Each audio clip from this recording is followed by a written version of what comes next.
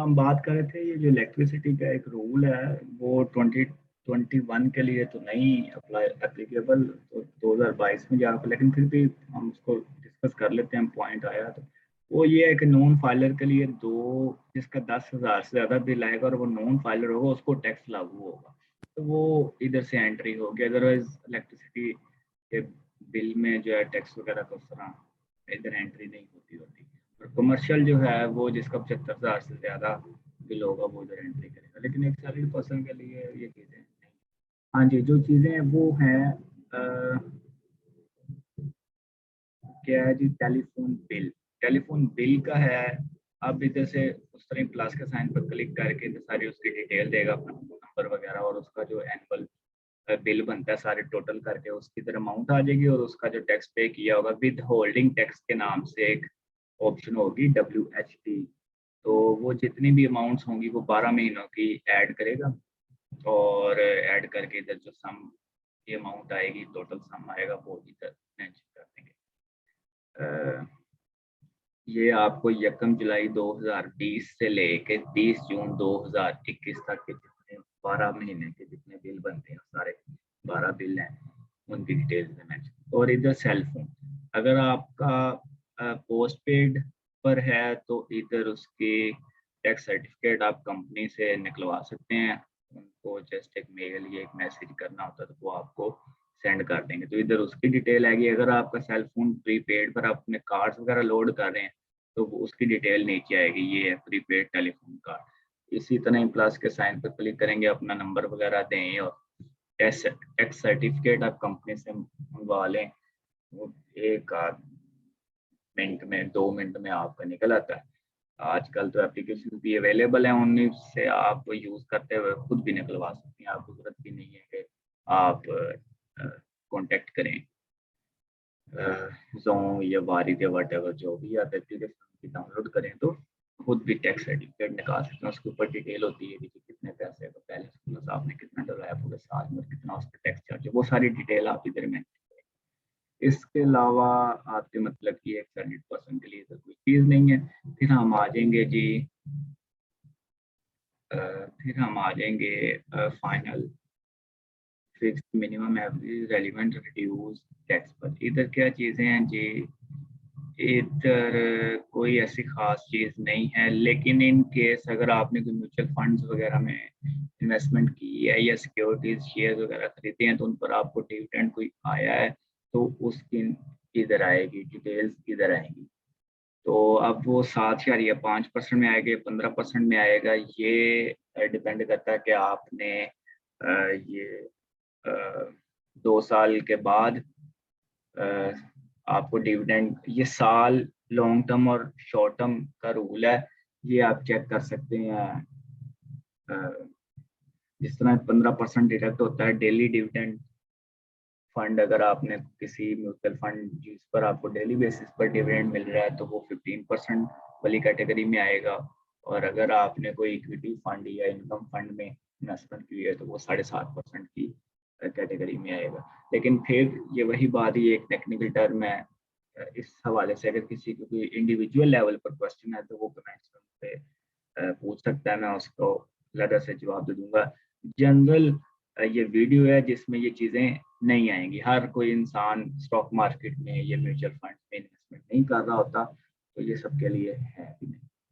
अच्छा जी, उसके बाद इस पर और कोई खास चीज़ नहीं है, कैपिटल गेन्स वगैरह ये फिर वही बात है। अच्छा, आगे हम आ जाएं, अगर प्राइस बॉन्ड वाली डिटेल्स भी इसमें आएंगी, वो भी अगर किसी का इंडिविजुअल लेवल पर क्वेश्चन है तो पूछ सकते हैं कमेंट। अच्छा जी, कंप्यूटेशन पर आते हैं।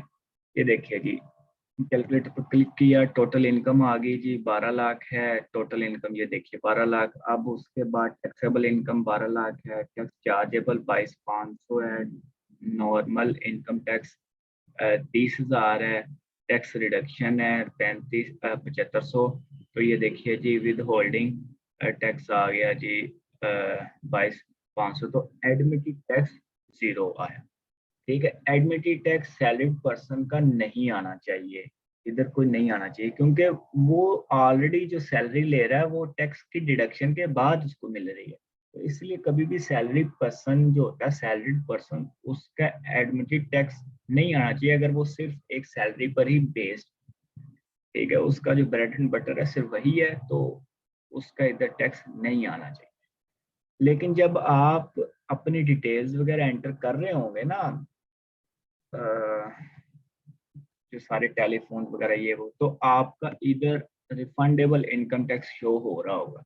रिफंडेबल इनकम टैक्स का मतलब ये है कि जी आपने एक्सेस में टैक्स पे कर दिया है, जो कि आप क्लेम कर सकते हैं एफपीआर। उसका एक बकायदा एक तरीकाकार है, एक मैकेनिज्म है, जो कि आप चेक कर सकते हैं एफपीआर की वेबसाइट पे भी। और आपको आरटीओ लाहौर, मतलब अगर आप लाहौर में हैं तो आपको अपने रीजन के रीजनल ऑफिस में विजिट करना पड़ेगा उसकी सारी डिटेल के लिए। लेकिन मेरा नहीं ख्याल कि 2-3 हज़ार लेने के लिए इतना खवार होगा जो दफ्तरों के चक्कर खाएगा और सारे उनके पेपर वर्क सारा करेगा। कोई भी नहीं करेगा इतना 2-3-4-5 हज़ार के लिए। एनीवेज, कंप्यूटेशन पर आगे कैलकुलेट कर दिया हमने। कैलकुलेट करने के बाद हमने आना है अब वेल्थ स्टेटमेंट पर। वेल्थ स्टेटमेंट में जी पर्सनल एक्सपेंसेस में आपने सारी डिटेल डाली। रेंट क्या है, रेंट अगर आप रेंट पर हैं तो रेंट, टैक्सेस हैं तो टैक्स पीछे जिस तरह 22,500 आपका टैक्स था, उसके अलावा भी कोई टैक्स, जो भी वट एवर जो भी टैक्सीज आएंगे। उसके बाद फिर व्हीकल आती है, कोई गाड़ी है, कोई बाइक है, उसकी मेंटेनेंस वगैरह, उसमें पेट्रोल शेट्रोल आप दिलवाते हो उसका खर्चा है। और ये एस्टिमेटेड ही, अब आपने सारी रसीदें वगैरह तो नहीं संभाली होंगी कि आप व्यक्तिगत देखिए, ये रफ सा आइडिया ही देना होता है कि जितना खर्चा हुआ होगा। ट्रैवलिंग होगी, इस तरह इलेक्ट्रिसिटी के बिल आपने पूरे साल के टोटल कर लिए होंगे, उसकी डिटेल आ जाएगी। इस तरह वाटर का भी बिल का आ जाएगा, पूरे 12 महीने के जितने बिल, किस तरह गैस का, टेलीफोन का भी, मेडिकल का खर्चा आपका जो भी पूरे साल में रहा है, वो एक एवरेज आ जाएगी, एस्टिमेटेड अमाउंट आ जाएगी।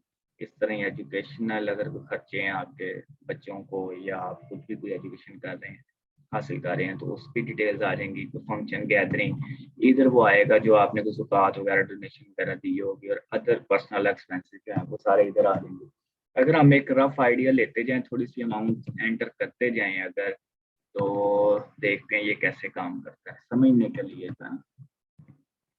अच्छा जी, तो मेडिकल में जी, और इस तरह ही एजुकेशन फंक्शन आ गए जी, ठीक है जी, डोनेशन भी दे दिया हमने, और अदर पर्सनल एक्सपेंसेस हो गए जी, ये ठीक हो गया जी।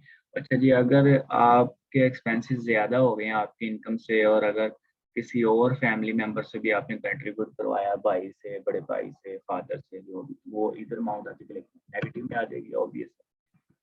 जिस तरह हम चेक करते हैं, इसको कैलकुलेट पर क्लिक किया, ये देखें 931 आई, तो मैं कहता हूँ लेट्स सपोज आगे 954 है, मैं कहता हूँ 954 जो है ना, मैंने वो करवाया कंट्रीब्यूट अपने फादर से। तो ये देखिएगा जरा अब क्या होता है। देखें ये नेगेटिव में चलेगी ना, ये नेगेटिव होगी अमाउंट, 931 आ गए, तो ये ऐसे काम करेगा। अच्छा जी, जब हम इससे आगे आते हैं तो पर्सनल एसेट्स और लाइबिलिटीज।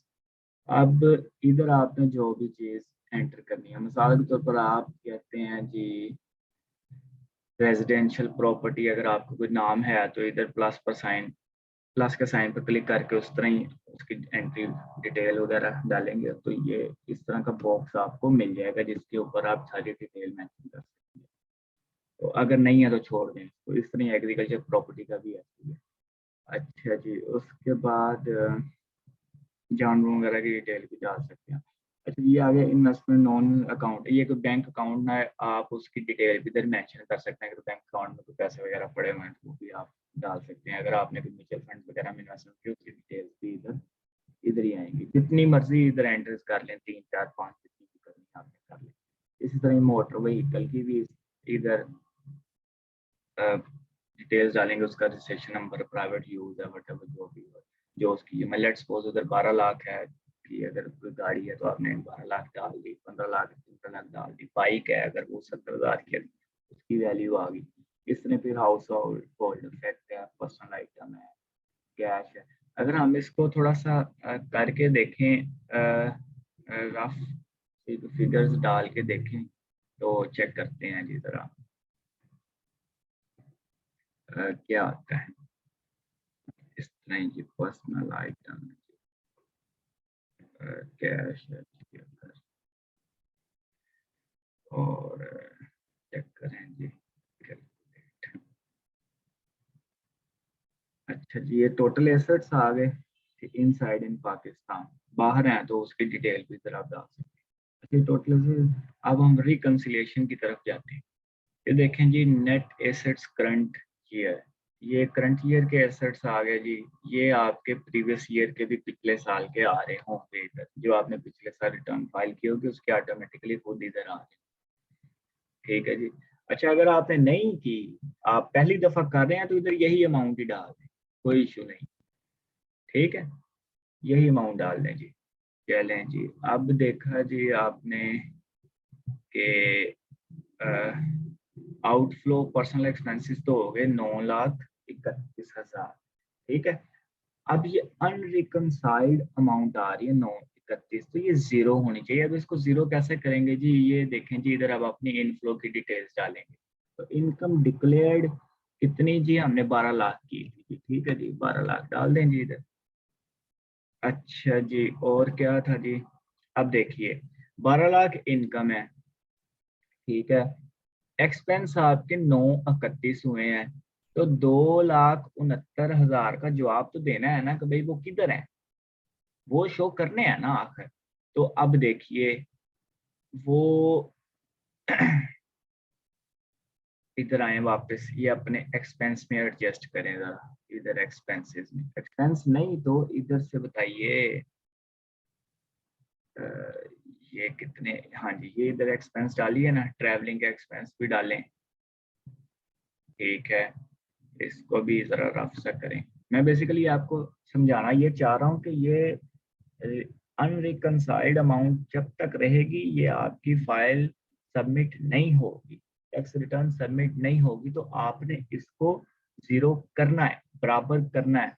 तो जितनी आपकी इनफ्लो है उतना ही आपका आउटफ्लो शो होना चाहिए। वो किसी भी सूरत में हो, जैसे भी हो, वो एक्सपेंस उस तरह से हो या आप एसेट्स अपने ज्यादा करें, जैसे भी करें, लेकिन जीरो होनी चाहिए ये अमाउंट। तो अब हम इसको बैलेंस करने की कोशिश करते हैं जी। रफ सा आइडिया लेते हैं हम कि कैसे हो सकता है ये। ठीक है, फंक्शन गैदरिंग में एक्सपोज ये है, और ये मैं कहता हूँ जी आपके अदर एक्सपेंसेस जो 11 हो गए। अब देखें जी, अब चेक करते हैं रिकनसाइल्ड अमाउंट। अभी भी 1:45 का फर्क है, वो इधर किधर है आपके। रेंट, सपोज आपका जी रेंट भी है घर का, 1:45 ही डाल लें, लेट्स वो साल का, तो कितनी बच गए जी अमाउंट।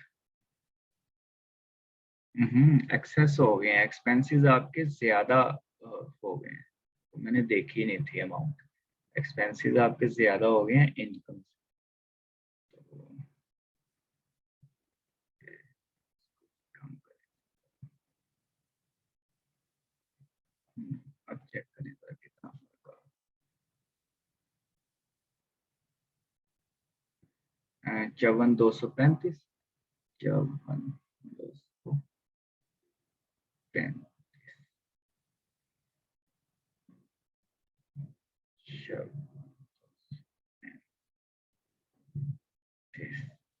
तो इसमें डाल दें जी 54,235 आप फिलहाल रेंट में डाल दें। 54,235 हम कौन से कुछ सबमिट करने लगे, समझने के लिए कर रहे हैं, अंडरस्टैंडिंग के लिए।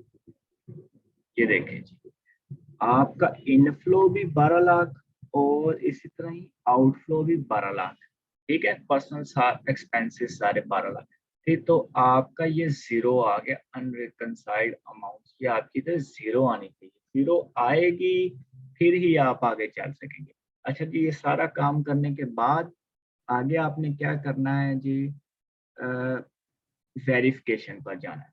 ठीक है, वैसे नहीं इधर से सबमिट होगी, एक दफ़ा सेव करके, सेव करने के बाद आपने वेरिफिकेशन की ऑप्शन पर जाना। इधर आपको जो पिन आई होगी ना, जो आपको मैसेज आया होगा जिसमें आपको अपना पासवर्ड और वो मिलेगा पिन, आपने इधर वो वाली पिन एंटर करनी है। जैसे ही वो उस पिन को वेरीफाई करेगा देन आपने इधर से ये सबमिट कर, ठीक है। सबमिट पर क्लिक करेंगे तो आपको ऑप्शन देगा जी के सबमिट कर दें, क्योंकि सबमिट करने के बाद आप इसको एडिट नहीं कर सकेंगे, तो वो आपसे एक दफ़ा पूछेगा, बल्कि मैं आपको दिखाता हूँ। ये देखिए, transaction will not be editable after submission, do you want to submit, तो इधर से ये आपसे पूछेगा, फिर आप सबमिट करेंगे तो आपकी टैक्स रिटर्न फाइल हो जाएगी। तो अब जब हो जाएगी फिर आपके पास उधर शो हो रहा होगा कंप्लीट से, मैं आपको दिखाता हूँ कहाँ पर शो हो रहा होगा, यहाँ पर शो हो रहा होगा। अभी ये इधर आ रही है ना ड्राफ्ट्स वाले ऑप्शन में, अभी ये शो हो रही है ये फाइल। फिर जब ये सबमिट कर देंगे फिर ये कंप्लीट कंप्लीटेड टास्क में ये शो हो रही होगी, इधर आ जाएगी फाइल। ठीक है, जिस तरह ये दो फाइल्स हैं इस तरह ही तीसरी फाइल भी वो शो हो रही होगी। तो उम्मीद करता हूँ जी कि जी काफ़ी हमने आपके जो क्वेश्चंस हैं वो क्लियर हो गए होंगे। आपको काफ़ी हेल्प मिलेगी इससे। फिर भी इन केस अगर आपके फर्दर कोई क्वेश्चंस हैं तो आप जो है ज़रूर मेरे से कमेंट्स में पूछ सकते हैं, और डायरेक्ट कांटेक्ट कोई करना चाहे तो वो डायरेक्ट भी कांटेक्ट कर सकता है। तो बहुत शुक्रिया जी। अपना 30 सितंबर लास्ट डेट है टैक्स रिटर्न फाइल करने की। तो आप सब जो है इसको ज़रूर ज़िम्मेदारी से टैक्स रिटर्न फाइल किया करें, हर साल किया करें, ज़िम्मेदार शहरी होने का सबूत दिया करें, हम सबकी ड्यूटी है ये। तो और बहुत से फ़ायदे हैं, फाइलर नॉन फाइलर के बड़े फ़ायदे हैं, बड़ा डिफरेंस है इनमें। एक अगर जो फाइलर है उस पर टैक्स आधो आध का फ़र्क है, और जो नॉन फाइलर है उस पर ज़्यादा टैक्स लगता है। लाख रुपया आप बैंक से निकलवाते हैं, पहले निकलवाते थे 0.6% आप पर चार्ज होता था, अब ऐसे खत्म कर दिया गया। इसी तरह ही अगर अब कोई फाइलर है या नॉन फाइलर है तो विद होल्डिंग टैक्स 7.5%, 10%, 12.5% का बड़ा फर्क है ये दोनों चीज़ों में। आप अगर कहेंगे तो मैं इस पर भी एक वीडियो बना दूंगा कि ये एक फाइलर होने के फायदे क्या हैं और एक नॉन फाइलर होने के नुकसानात क्या हैं। अ, अगर आप में से किसी ने किसी की रिक्वायरमेंट हुई तो मैं इस पर भी एक अलग ऐसे सेपरेट वीडियो बना दूंगा। इसलिए ज़रूर जो है अपनी टैक्स रिटर्न फाइल किया जाए। अपना ख्याल रखिएगा जी, दुआ में याद रखिएगा। अल्लाह हाफ़िज़।